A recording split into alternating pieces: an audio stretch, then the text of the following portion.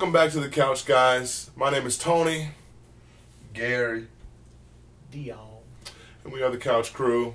Thank you for bearing with us. I want to welcome all of you guys back. Season 2. Yeah, Season 2 here. Finally. Sorry, guys.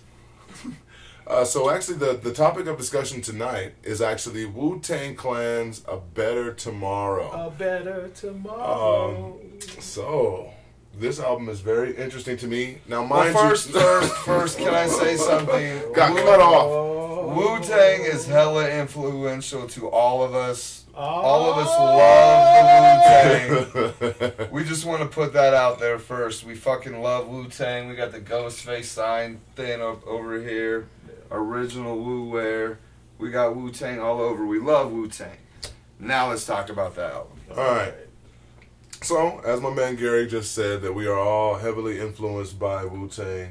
And, so this Better Tomorrow album coming out in 2014, actually, it was really interesting to see what Wu-Tang what we're going to do, what they were sounding like here in this present tense. What did you think? What did you think about the album, Dion? I honestly feel like I wish.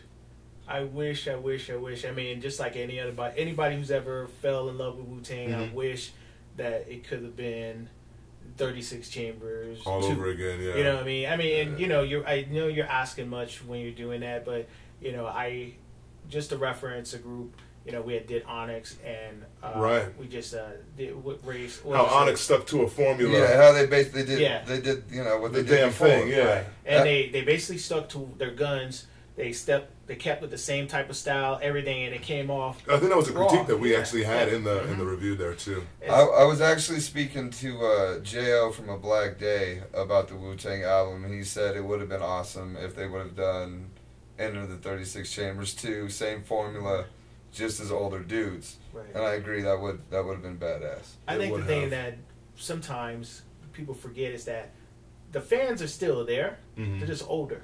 So it's what I mean. If they put out something similar to that, we're still gonna eat that up. We're still gonna go to the shows. We're you know what I'm saying. We I might think have to find a anybody would eat that babysitter. up though. You know what I'm saying? But we're still gonna go out there and support this. And again, like I said, I think I'm just a little disappointed.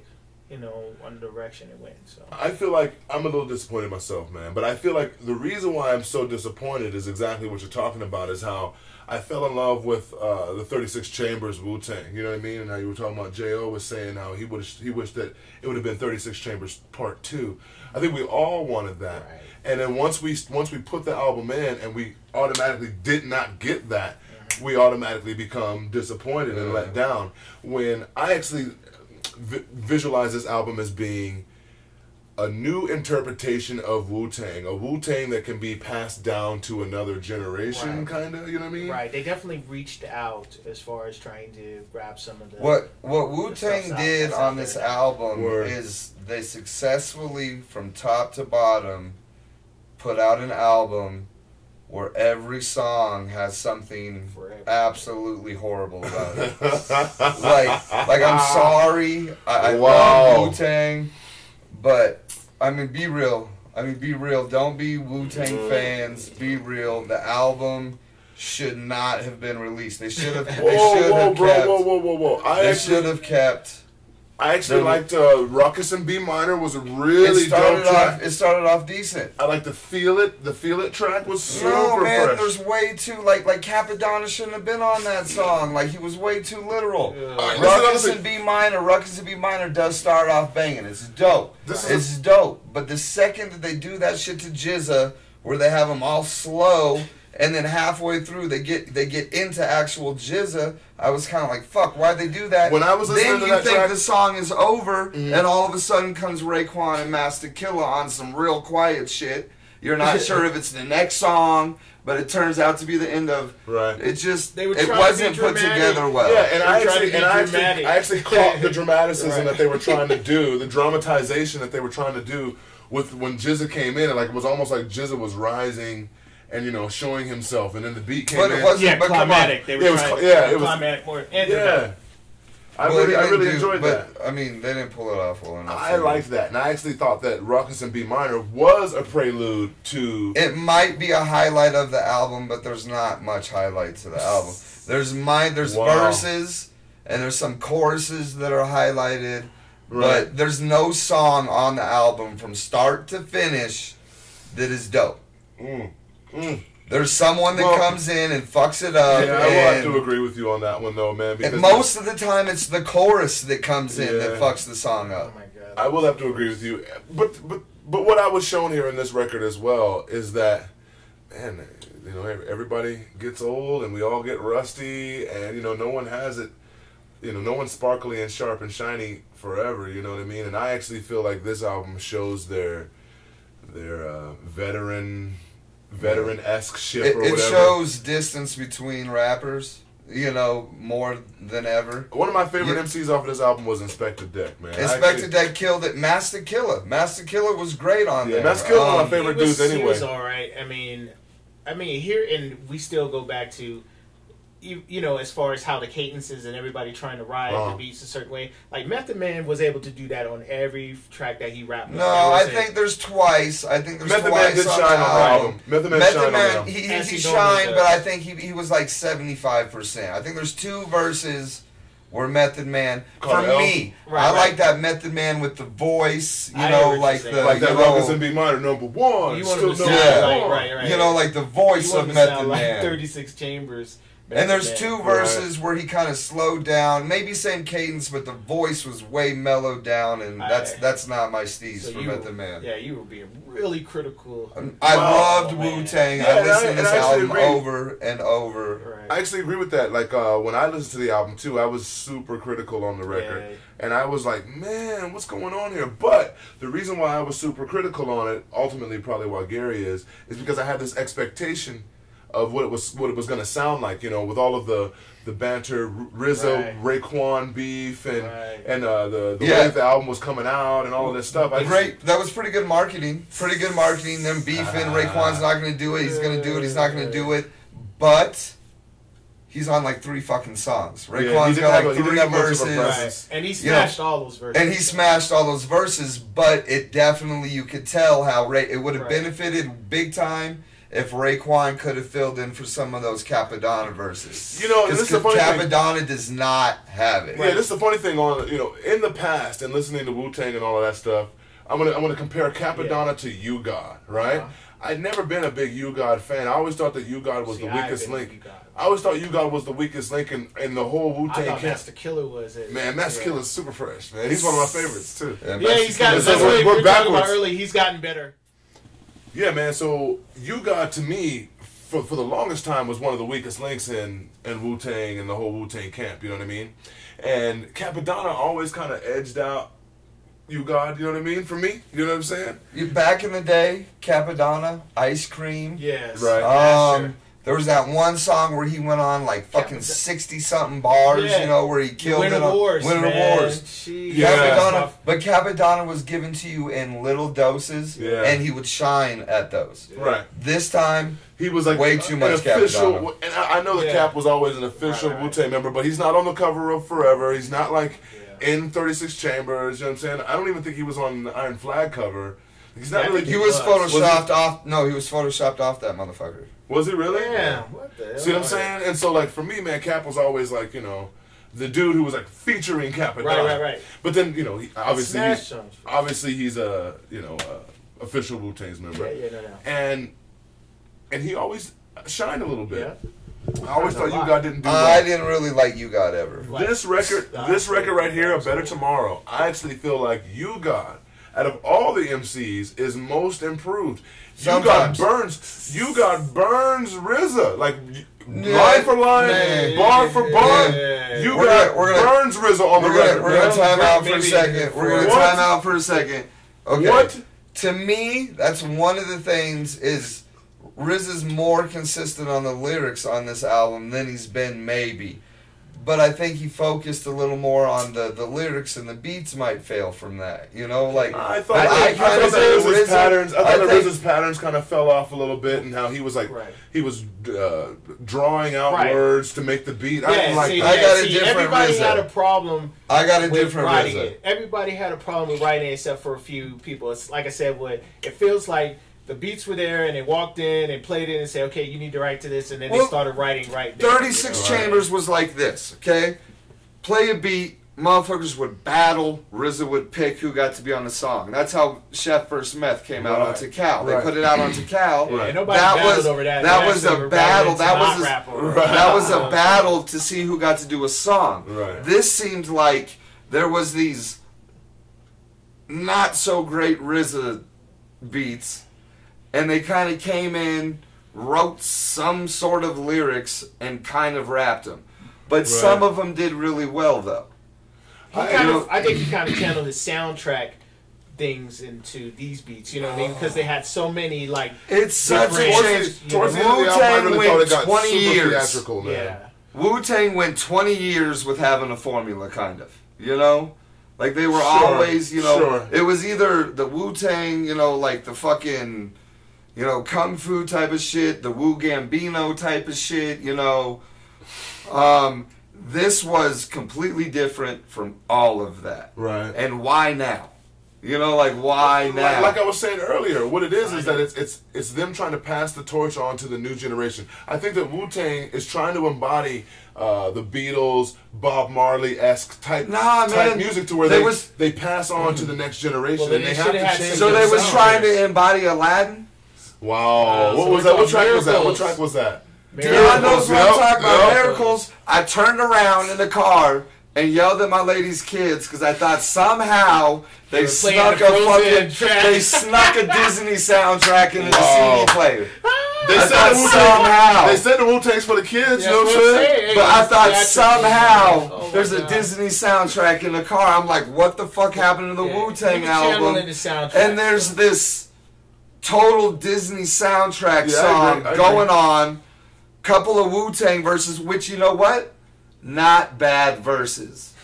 But the chorus is garbage. Oh my god. And the beat's kind of garbage too, you know what I'm saying? I mean, it's not the greatest track. A lot of the beats and a lot of the choruses. Okay, I'll give Ruckus and B minor to you. Meth kills the chorus. Yeah. There's a couple songs the choruses are okay. Came with it. Jizza came with it, man. Everybody hit it on the I thought you guy was a little...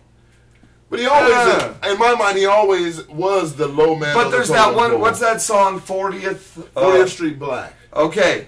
We will fight. RZA and You God did really well on their verses. That's Gravel Pit, the remix, by the way. Chorus, whack as fuck is the chorus. Chorus is whack as fuck. Method Man, it's one of my least favorite. I get what you're saying though. One of my least favorite Method Man verses, and Jizza is off. Right, Jizza didn't know what to do with that beat. It did sound like Jizza was having a hard time. People were just having a hard time rocking the beats, period. I think Dion hit it on the nail with, like, rappers came into the studio, here's a beat, you have to rap here. Right. Because, dude, listen, some of the worst songs on the album are the songs Raekwon's on. He's on the shit nobody wanted to rap on. Right. Because there's a lot of shit where they're kind of like, I don't see how these fucking rappers as Wu-Tang heard some of these beats, it was like, heard some of these choruses, I can get on it. Like, you guys liked Felt. Some of them got the idea of Felt. Yeah, some of them took it way too literal, though. Capadonna, way too literal. Ghost on Felt, though, was all right. Yeah, Ghost on Felt was good. I see what you're saying.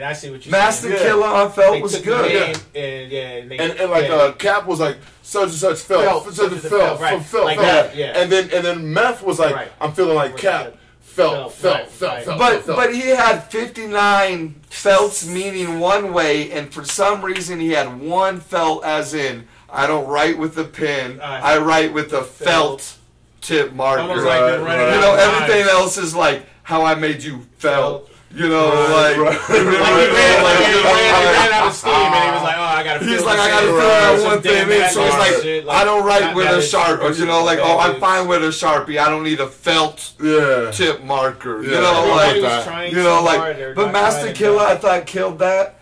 I want to go back a little bit to you. You thought Inspector Deck really shined. I did. I thought Inspector Deck really shined, but that Ruckus in B minor was a little over TV referencey for me. I think maybe a lot of his verses are. I actually, in listening to it started off okay with the SOA Breaking Bad type of, you know, but it just got bad by the time when they ended with it and a Big Bang Theory. You know, like there was way too many TV shows. I heard that. You know, like, oh, come on, man. You know, like, and that's a shame too, because just last year, I believe it was last year, maybe a year before last, Inspector Deck came out with 7L Esoteric and a group called Czarface. Yeah, and do that and fucking do that because Inspector Deck can rap.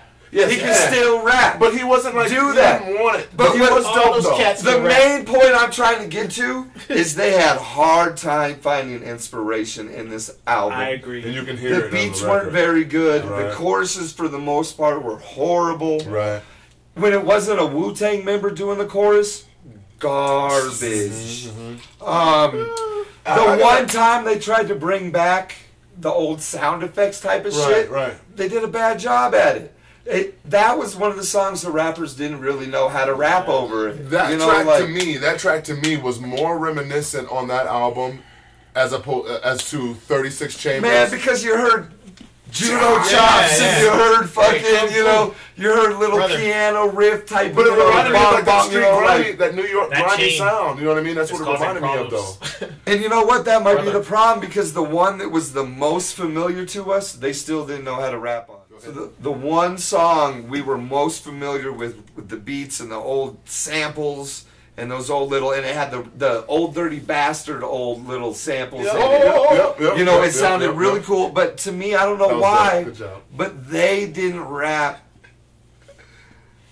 very well over it. Well, I don't know. Again, like, it was just crazy anyway. I feel that in this album they're showing their age, and you know, that's how I feel. They're not as grimy, as hungry, as witty as they used to be. Man. Even on the Felt joint where I was saying that Ghostface smashed, I think he was talking about how the floor was too slippery. His feet couldn't get a grip in.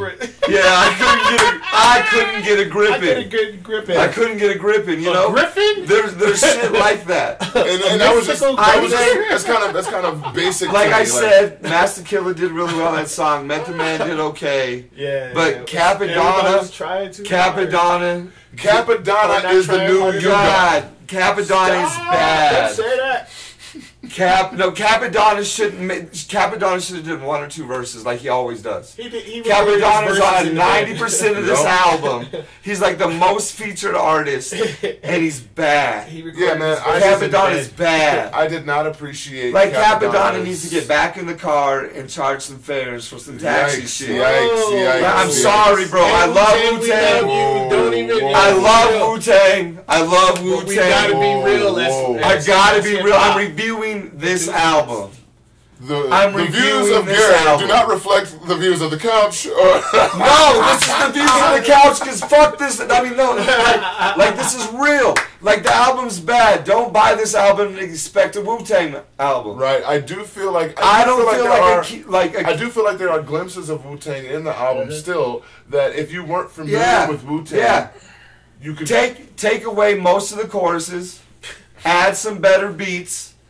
Put in some Raekwon instead of a lot of Capadonna. It was just soundtrackish. It was like one of my issues. One of my issues from the album here was when the album started getting like towards the end of the album. Gary's losing his voice, by the way, guys. Once we started getting on the couch towards the latter part of the record, right? Wu-Tang for me is known for, well, hip hop in general is known for sampling and, you know, pulling off really dope samples, recreating brand new songs off of old songs.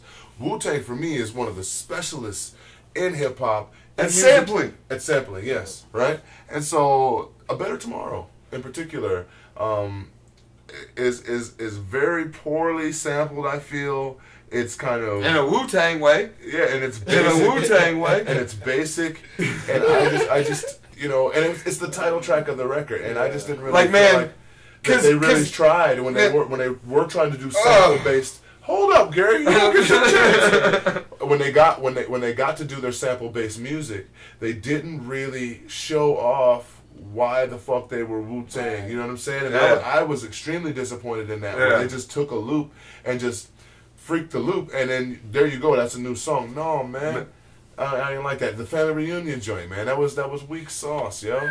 Weak sauce. Why couldn't you have chopped that up and freaked that? Exactly. That was my whole thing. I mean, you could use the beat. Hold on. Yeah. Okay. The family reunion chorus and all that, the beat, that's bad. But they did good on the verse work, I thought. The verses were decent on that song. Kind of being reflected on. Yeah, I liked how that. There. It's the most cheesy song of Wu-Tang. I liked how Ghostface was like I'm super heated audience. I'm super like Wu-Tang was everything to me. Yeah. And the Chronic episode we mentioned how how important that album was to me. I can't even say my words. High school, every day I wore Wu-Wear. Right. Wu-Tang was important to me, so to hear this album hurt my feelings. I actually saw this coming a mile away though, man. Like after Wu-Tang Forever, bro. What was that? The W came out after that. Yeah, the W was lackluster. And then Iron Flag was kind of. And 8 Diagrams wasn't very good. And then they started doing like the Shaolin versus Wu-Tang and indie culture meets Wu-Tang, and they started doing all this weird shit. I found a Wu-Gazy. Have y'all heard that? No, I ain't heard Wu-Gazy. No, but man, Wu Massacre. Wu Massacre was pretty good. Right. Wu Massacre was pretty good. They put out some decent shit recently. But dude, they were given poor source material. By RZA. Yeah, poor. And dude, RZA's a fucking genius. Right. Let me say that RZA's a genius. But GZA was set up to fail a couple times here. You know, like he couldn't find the beat, and they should have known that by now. To a degree, though, it's not necessarily the producer's responsibility. No, to make sure that I the mean, MC comes off. I mean, it's the MC's responsibility. But I think the producer who has worked with you. Them. Yeah, right. You know what I mean? It's almost like man. Can we talk for a second? Because I'm sorry, this has gone so long. This is just, it's me. I'm heated. We have not talked Preacher's Daughter yet, and that is the low light of the album to me. Right. Gary on it. Obviously, you can tell that Gary is very. We don't even have to say anything about the Preacher's You Daughter. mentioned the sample work from the past, and That's it, how it was amazing then because it was obscure sampling. Yes. This sampling for this album was the most obvious samples they could do. Sampling and shit. Yeah, it was like P. Diddy status. Maybe worse. Everybody knows. I mean, dude, the Preacher's Daughter shit is bad. And it doesn't start off. Man to be first and foremost. Yeah, it's not even. And they flipped it to try to be a preacher's daughter, and all the words don't fit in the fucking area they have, and it sounds horrible. Yeah, it sounds horrible. And it's another example of how a song can start off decent on this album. Meth did decent. Yeah, smashed it. The first 2 verses were great because there was no chorus. The second that chorus comes in, you're like, I don't care what I'm doing. I don't care what I'm doing. I don't care how good the people did after that. That was such a bad chorus. That, man. Right, I'm right there with Gary. I mean, I feel like we know. I mean, age makes a difference, I guess, but at the same time, these guys are experienced writers. These guys are experienced song makers, performers. They have all the tools they need. You don't just lose tools like that unless you turn around and get dementia or something. No. You know what I'm saying? And I mean, but they all don't. They're not hungry no more, man. I mean, like, no. When they were given the proper style of beat to rap to, they shine. GZA was still GZA when he was given a beat to be GZA. Okay. You know what I'm saying? See where you're coming from. But there wasn't a lot of that this time, where artists were given shit where they could shine on. So is that what Wu-Tang has resulted to? Is some Backstreet Boy manufactured bullshit to where these guys aren't coming together and saying, "Hey, I ain't feeling this." I think they've done the same shit for so long that they tried to change it up too late in their fucking career that they don't know how to do other shit. Yeah. And they tried to force other shit. That kind of like 8 diagrams. Yeah, 8 diagrams sounded really forced. Yeah, this album feels Yeah. forced. I mean, you know, the really just rap. I love Wu-Tang. I love we all Wu-Tang. Yeah, we all love Wu-Tang. Yeah, I love It just Wu-Tang. feels That's like why we a feel so rushed strong about album, this you know what I record. mean? I feel like it was rushed. I feel like, you know, they just went in, the beats were there, they just laid some shit down. RZA, after all the acting and everything at late at night, he decided to mix this and master this, and he's like, you know, I'm gonna throw, And RZA's a genius. I'm gonna go ahead and throw this in here. Yeah. I'm gonna throw this in here. And then, Wu-Tang brother. Yeah, You know what I'm yeah. saying? So, Yeah. you know, but Yeah. I think we should probably wrap this up though, because we've been going on forever. Yeah. But I mean, so thought process, like, so we want to start doing 1 out of 5 here. So Ooh, for the new Wu-Tang album, A Better Tomorrow, 1 out of 5. I'm gonna give this record a low 3. wow, you're doing it justice. you're doing high numbers. And overall, Right. just everything Yeah. clumped together. Yeah. It's Wu-Tang, so I gotta Yeah, give I up to hear you. Wu-Tang. Man, don't shoot me. Man, I hate that you're making me give this song a number, or this album a number, because I love Wu-Tang. Like I said, Tony gave it a way too high out of 5, a 3. A low 3. A low 3, but that's still a 3. That's way too Right, high. right. I'm gonna go half, 1.5. 1.5. Wow. Right. The choruses and the beats killed it. 2.5, like I said, it just feels like it was rushed. And Once again, It Gary's does. the but hater. again, we love Sorry. Wu-Tang, but you know, I love Wu-Tang. I love Wu-Tang. You I love gotta, Wu-Tang. you gotta know.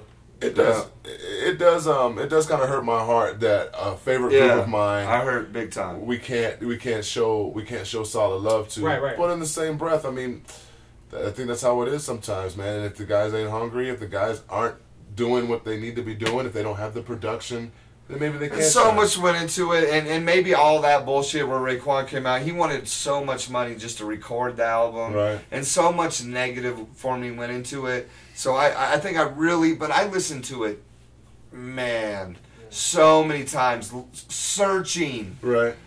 searching. Before we bounce out though, I actually wanted to touch base on their marketing scheme for this record as well. How they were trying to tie it in with a speaker system or whatever like that with the download. I thought that was pretty interesting. What was that called? You talked about that Yeah, earlier. that was. Let me The just. It was boom like box a- sticks or something like that. Boombastic. Dalabontastic. Very fantastic. Very fantastic. I No, I guess- don't know. I guess with But the way yeah, it this was like album so. sounds. The Boombotic Rex. That Yeah. was the name of the Bluetooth. The Bluetooth speaker system right? that Yeah. you buy that comes preloaded with the Wu-Tang album. And they so I did mean, a that's actually great kinda thing cool. for I agree. Black Friday where they did the fucking Wu-shaped vinyl. That was dope. Yeah. You know. Yeah. See, I love you, Wu-Tang. I'm Yeah. sorry. And I'm really sorry that you put out such a shitty fucking album. Yeah, the album isn't that great, but personally, me, I actually feel like Wu-Tang have been degrading since forever. Since Wu-Tang Forever came out, they have not been the same Wu-Tang. Since RZA ended his 5-year plan. That's what it is, but maybe we'll talk about that on a background check. The Couch. Peace. Peace. Peace.